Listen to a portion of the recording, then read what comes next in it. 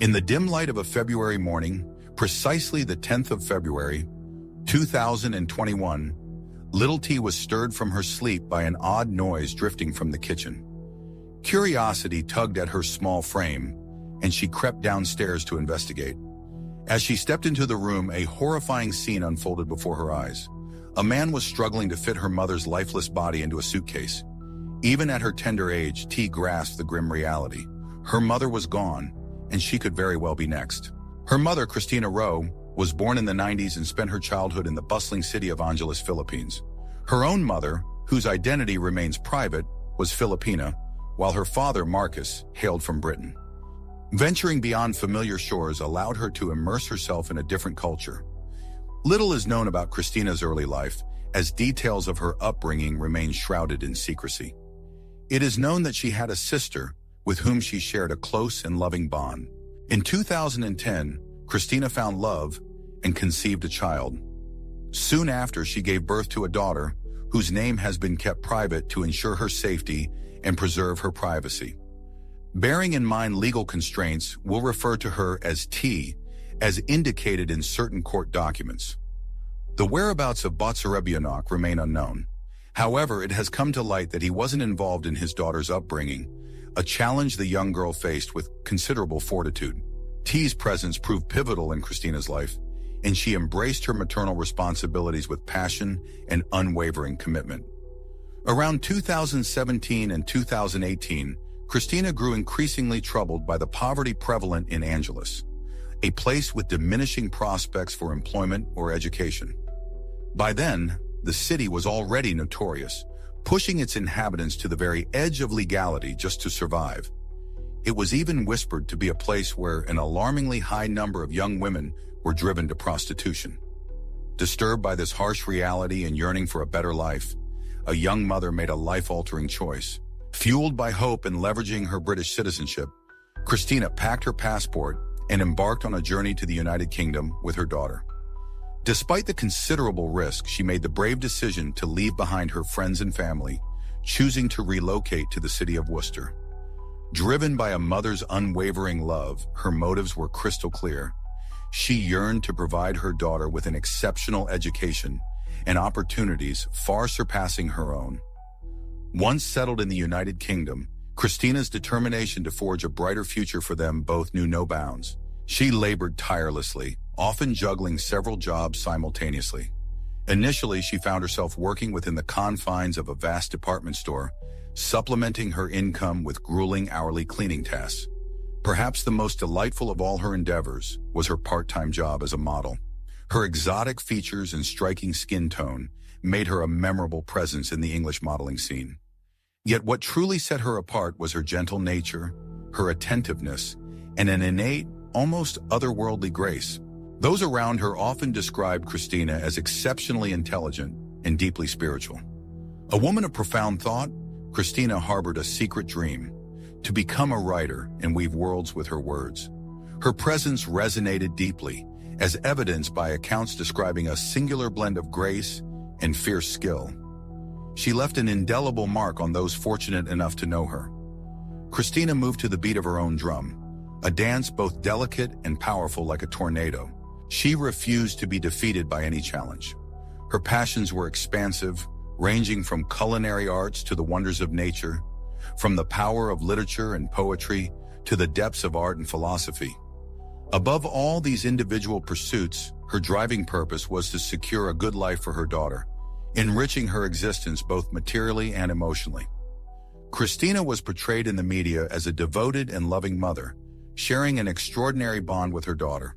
Their connection was so profound, it resembled a sisterhood more than a typical mother-daughter relationship. They resided in a two-story house where they cherished long walks together. Eventually, Christina's father relocated to England, offering invaluable emotional support and easing their transition. Amidst the relentless pace of life and a demanding career, Christina found herself rarely at home, her free time a precious commodity.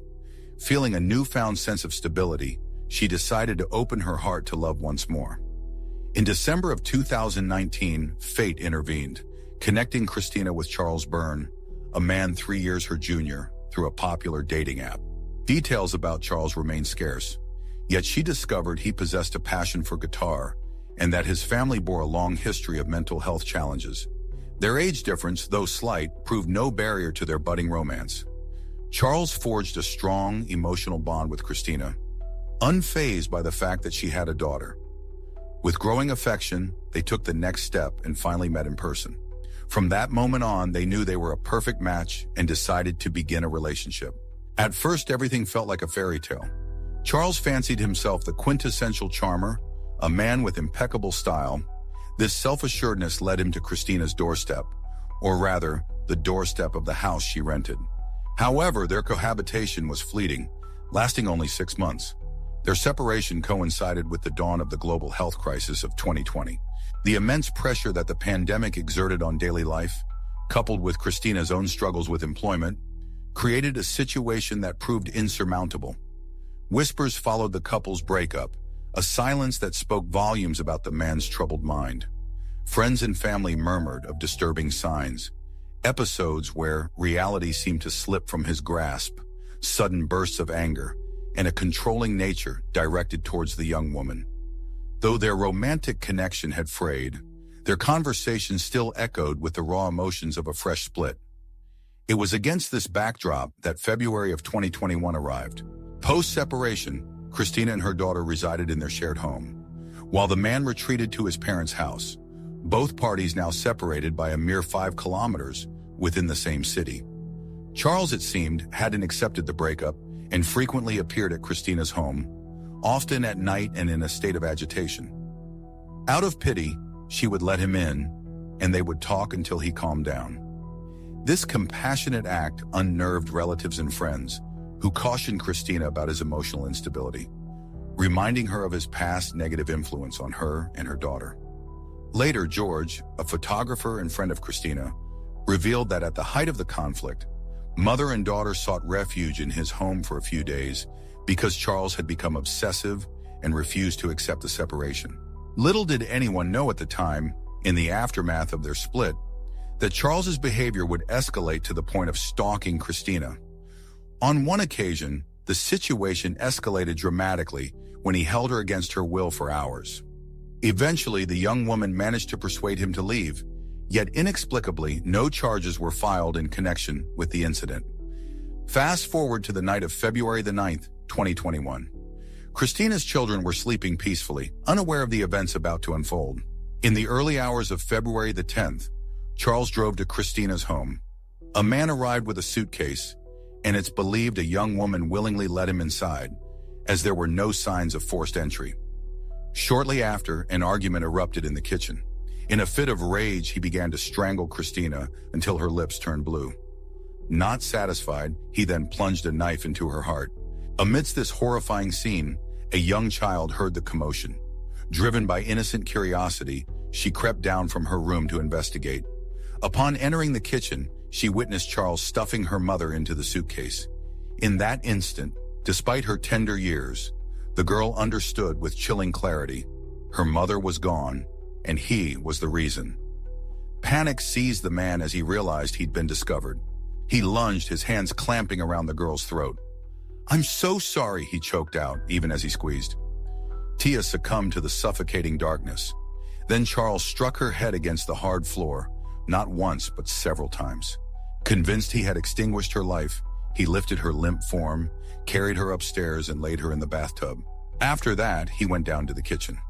Tia's consciousness flickered back, a fragile spark in the darkness. Summoning every ounce of her bravery and cunning, she feigned unconsciousness. The air thrummed with a subtle energy. She strained her ears, picking up the faint sounds of a man moving about, as if tidying up. After what felt like an eternity, she heard the distinct click of the door as he departed. That very morning, the neighborhood had been jolted awake by a cacophony of shouts and alarming thuds, only to be followed by an unsettling, drawn-out silence. Despite the unsettling nature of the event, no one alerted the authorities. Eventually, when the man emerged from the house, a neighbor noticed him carrying what appeared to be a guitar case.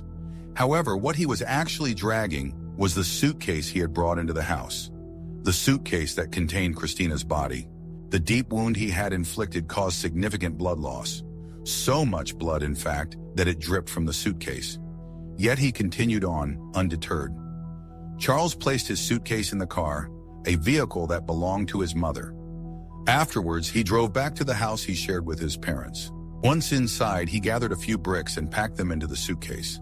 This was a calculated move, intended to add weight, ensuring it would sink more easily. With the weighted suitcase secured, Charles left his family home and set off toward the bridge over the River Severn. In this very picturesque spot, the man made the grim decision to dispose of Christina's body. His initial attempt involved tossing the suitcase over the railing. Failing due to a lack of strength, he dragged it beneath the bridge and hurled it into the river. Afterward, he returned to Christina's house, only to find shadows in the bathroom, while she lay asleep in her room. Fear gnawed at him, the chilling dread of exposure. His mind conjured images, a heroic figure witnessing the assault, rushing to the girl's rescue. Convinced someone might be inside, he bolted, seeking refuge in his parents' house. Later that morning, Dak Walker, while walking his dogs, alerted the police to a trail of blood and drag marks he found on the bridge. Meanwhile, little T, displaying incredible resilience, managed to stand, grab her mother's phone, and dial for help. Within minutes, both medical assistants and the police arrived at the scene. As they approached the house, officers immediately noticed numerous stains scattered across the property. Judging from their experience, they recognized them as bloodstains. Upon entering the house, the officers quickly brought T to safety, and paramedics rushed her to the hospital for treatment. Meanwhile, other officers went door to door, speaking with neighbors in an attempt to discover if anyone had noticed anything out of the ordinary. The early morning silence had been shattered, locals recounted, by sounds that now haunted their memories. Driven by a desperate hope and a chilling uncertainty, officers embarked on a search for the young mother, her fate still unknown. They clung to the fragile possibility of finding her alive, while equally determined to bring her attacker to justice. Identifying the perpetrator proved surprisingly straightforward, as T provided crucial information. Soon, Charles was apprehended at his parents' home, facing initial questioning regarding the attempted murder of Ty. That was the one certainty the police held on to at that moment. On that very day, February the 10th, officers cordoned off several locations throughout the city. 5 police cars, including 2 coroner's vans, alongside a fire department team and speedboats, converged on the bridge where an intense search operation was underway. The news broke that day. A police investigation was in full swing.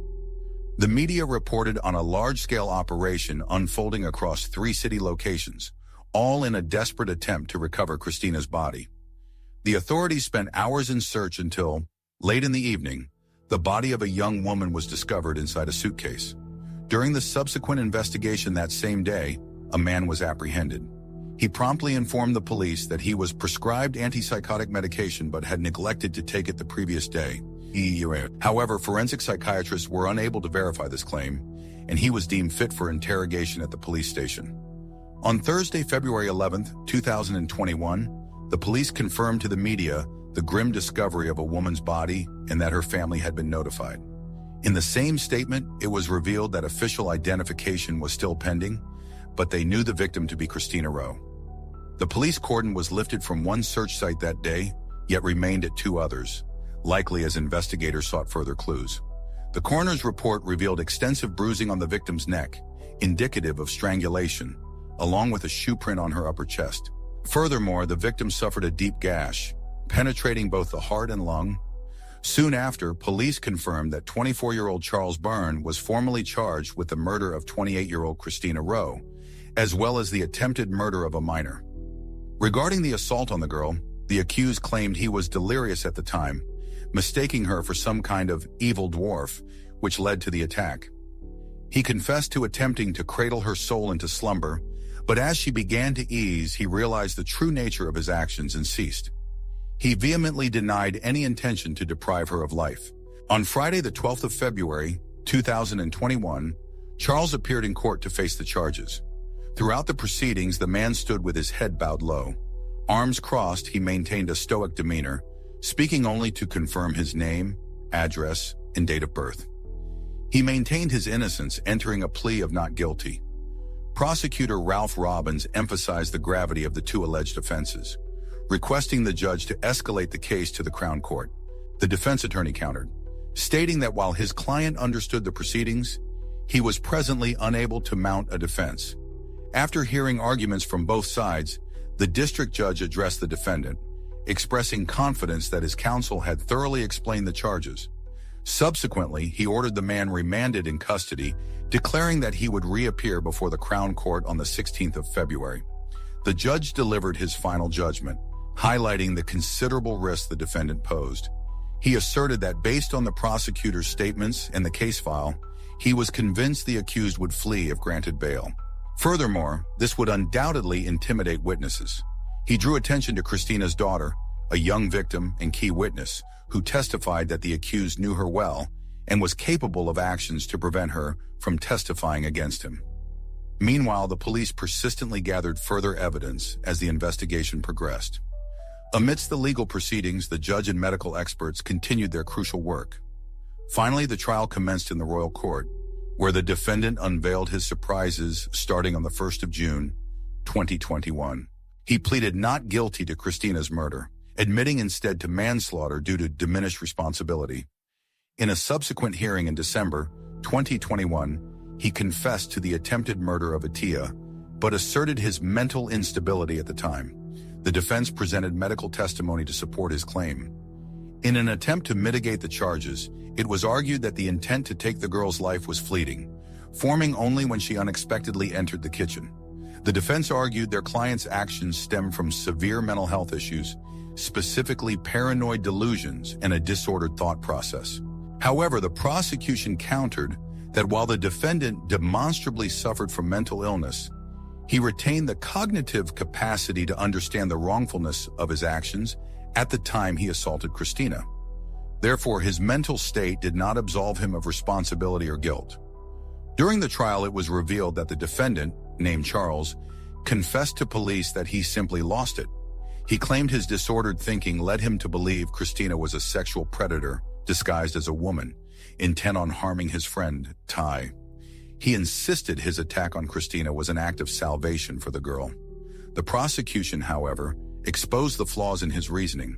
Just moments after ending Christina's life, he was found choking T into unconsciousness. The prosecutor questioned the nature of such help. Furthermore, after disposing of Christina's body, he returned to the house, notably without a shovel, a curious omission considering the purported need to bury T. Upon realizing she had regained consciousness, he fled.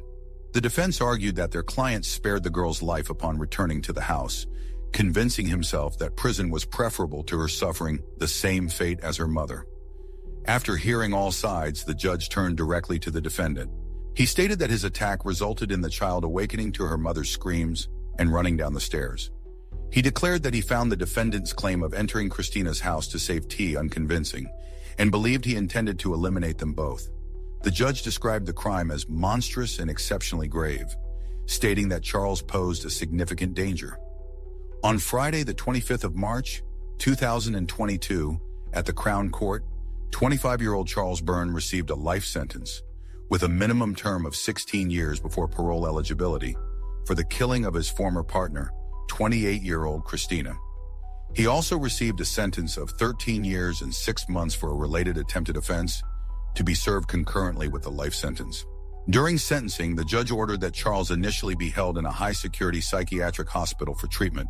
He will be transferred to a prison once his treatment is no longer required. With a voice heavy with sorrow, Christina's father addressed the court as the verdict was read. He spoke of the immeasurable pain her loss had inflicted, a wound so deep that it continued to affect him profoundly. The grieving family revealed that T was deeply traumatized, haunted by recurring nightmares that forced her to relive the horrific experience. She was living in constant fear, terrified that someone would harm her again. As a result, she was diagnosed with post-traumatic stress disorder and was undergoing intensive psychological treatment to cope with the emotional scars. We bid you not farewell, but adieu.